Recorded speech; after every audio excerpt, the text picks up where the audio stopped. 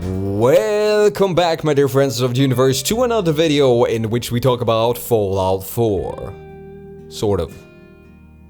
Kind of, I guess. This video is gonna be a tad different from the ones that I've recently released. I want to have a discussion with you guys and also give my view of things. And if you're here for leaked footage, I'm sorry, no can do. In this video I want to talk about the topic of leaked footage with a bit focus on yesterday's video. First off, if anyone wonders, the video I released yesterday was taken down and got me a nifty copyright strike from Cinemax. For those who do not know what that implies, it basically means that Cinemax and or Bethesda did not like what I showed in that video and took it down. And now I can't upload videos longer than 15 minutes. Yeah, I know, it's a bit silly, that last part just escapes my brain too. I should be able to get it fixed because that video didn't really violate anything, but I guess, and if hopefully, anyhow, I did gamble in showing leaked screens of a not released game. Some might even call it stupid to do so, but I did so because that was the news that was going on and still is. I checked many of the major gaming journalist sites and some of them even shared the screens that I shared, so the thought of it being fair game did pop into my mind. In the video, for those who missed it, I talked about what we learned from the screens released and the controversy about some of the screens looking pretty dull and some actually looking pretty amazing. The screens themselves did not show anything that we have not seen before. And with that said, even though Bethesda and Cinemax are releasing the banhammer to get all this leaked footage removed, more and more footage of Fallout 4 is popping up all over the place. Screenshots, video gameplay, and more. Since the internet works the way that the internet works, the content leaked will be there for the one who wants to find it. So my first question is if it's really worth it to try to silence all these places that are leaking it. Of course, leaked footage of a product is not something that you want as a creator. The footage might shine a light upon the product in a way that a consumer might rethink actually getting that product, and much of the footage that I've seen is compressed video and screens that make the game look a bit more dull than I think it will, so I understand why they want to get rid of some of this stuff. Now, the first thing I'm interested in is your opinion of leaked footage. What do you think about leaked footage?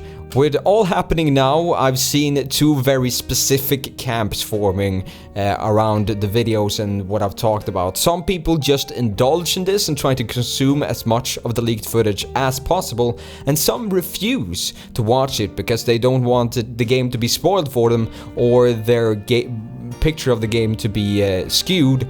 And it seems to be pretty evenly divided. Personally, why I was interested in this, and I also talked about this in the video that was removed yesterday, is the difference from the gameplay trailer to the actual game. Now, it's not an uncommon practice to scale down the game's graphics for the release, and the screens did shine light on some interesting graphical properties. I'm not going to go into detail because I don't want to get this video taken down as well, but if you can find the screens, they are worth a look. But personally, I do think the gameplay trailers do the game justice, at least. The second thing I want your opinion on is why do leaks occur? I guess it's not so weird with humans being humans, but a common practice with any title before a game is released is to ship out press or review copies to journalists so they can play the game and make reviews of it in time of the actual release. In recent time though, it's been more and more common to give press copies to big YouTubers and streamers who only do Let's Plays and something similar. Sometimes these YouTubers and streamers get to release early footage of a game even before the game is released.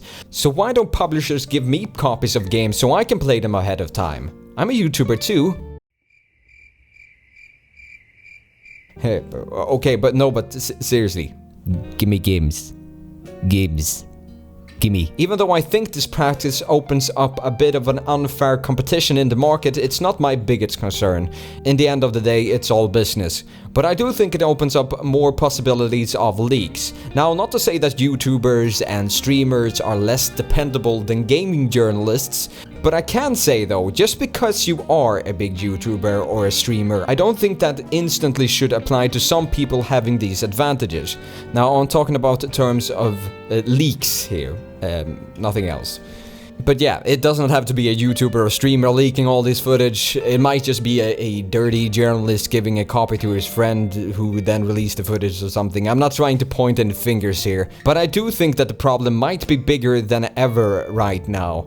And maybe it's not something that can be solved by signing a simple NDA, as you have to do usually when you get one of these press or release copies.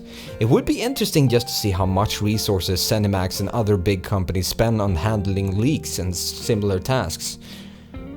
Anyhow, even though I can't do a video specifically talking and showing you guys what's in these pictures, because I'm a bit scared of the big man at the moment and I don't want my channel to be removed, I would like to hear your opinion about this down in the comment section. I do like to hear what you guys have to say most of the times. You're pretty decent folk, and I kind of like you. So, thanks for listening to Read Rambles about some nonsense for a while. Like and share if you enjoyed, it helped a ton, and until next time, bye.